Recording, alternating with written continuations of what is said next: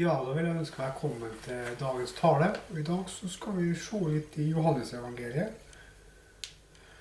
Vi skal snakke litt om det her med tro. For det er sikkert noen av dere som lurer på det. Hvorfor driver han Remi og forkynner Guds ord for oss? For mange av dere husker kanskje det at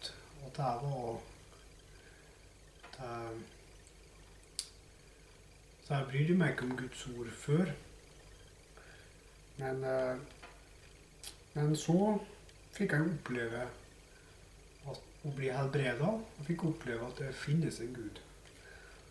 Og da har jeg blitt mer opptatt av å forkynne Guds ord til mine nærmeste bekjente og venner. Og i dag skal jeg fortelle litt hvorfor jeg gjør det. For noen tenker kanskje at troen det er en personlig sak. At folk har kanskje hørt at nei, tro det er noe personlig. Men når man blir kristen, og man blir født på ny, og da vil man få en trang til å forkynne Guds ord. Og en trang til å dele sitt vitnesbyrd med andre mennesker. I dag så skal vi lese i Johannes evangeliet i kapittel 20, fra vers 24 til 31. Thomas, en av de 12, han som ble kalt tvillingen, var ikke sammen med de andre disiplene da Jesus kom. Vi har sett Herren, sa det til ham. Men han sa, dersom jeg ikke får se naglemerket i hendene hans, og får legge fingeren i det og stikke hånden i hans side, vil jeg ikke tro. 8 dager senere var disiplene igjen samlet, og Thomas var sammen med dem. Da kom Jesus, mens dørene var lukket. Han sto midt iblant dem og sa, fred være med dere. Så sier han til Thomas, kom med fingeren din og se mine hender, og kom med hånden og stikk den i min side.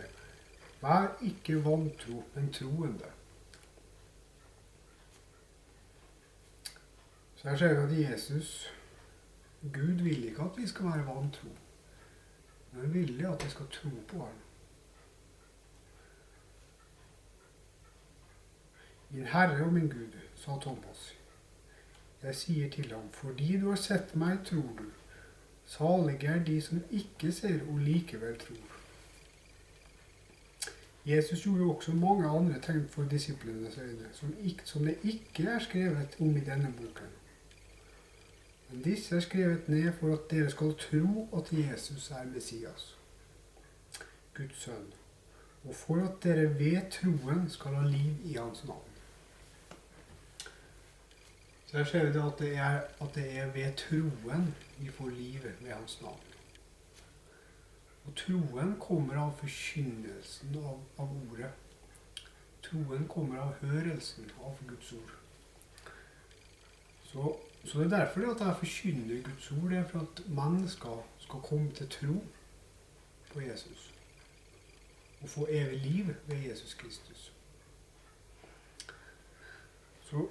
Så grunnen til at jeg forkynner Guds ord, det er jo for at jeg bryr meg om mennesker, og ikke vil at mennesker skal gå fortapt.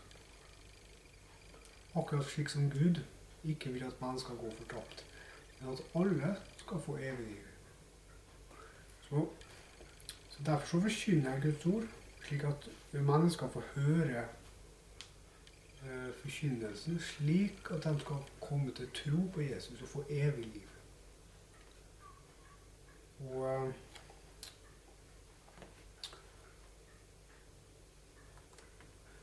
kan også lese i Romerne kapittel 3.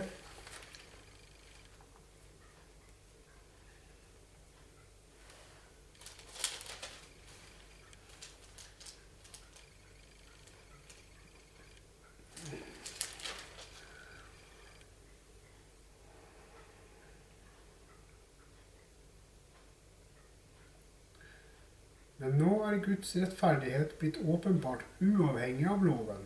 Om den vitner loven og profetene. Dette er Guds rettferdighet som gis ved troen på Jesus Kristus, til alle som tror. Her er ingen forskjell, for alle har syndet, og de har ingen del i Guds herlighet.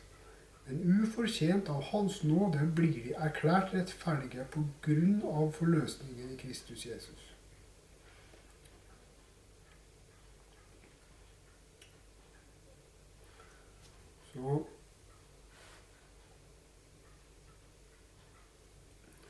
Så det med troen er veldig viktig. Det står det at vi skal bygge oss opp på vår høyhellige tro. Og troen den vokser dess mer vi hører forkynnelse. Så jeg tror at det er mange som har hørt mine taler opp gjennom tida. De har kommet til tro. Og vi skal også lese i Romerne 10.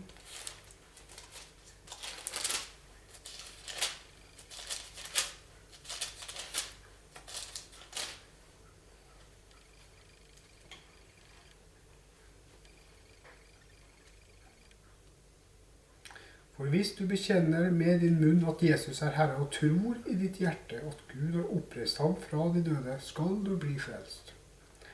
Med hjertet tror vi så vi blir rettferdige for Gud. Med munnen bekjenner vi så vi blir frelst. Skriften sier, ingen som tror på ham skal bli til skamme. For her er det ikke forskjell på jøde og greker. Alle har den samme Herre, og han er rik nok for alle som påkaller ham. Hver den som påkaller Herrens navn skal bli frelst. Men hvordan kan de påkalle en som de ikke tror på? Hvordan kan de tro på en de ikke har hørt om? Og hvordan kan de høre dersom ingen forkynner? Og hvordan kan noen forkynne hvis de ikke er utsendt? Det står jo skrevet, hvor herlig lyder fottrinnene av den som bringer godt budskap. Men ikke alle var lydige mot evangeliet. Jesaja sier, Herre, hvem trodde vårt budskap? Så kommer da troen av budskapet en hører, og budskapet kommer av Kristi ord. Så det er derfor at vi forkynner Guds ord, det er for at mennesker skal komme til tro på Jesus Kristus, og få evig liv ved ham.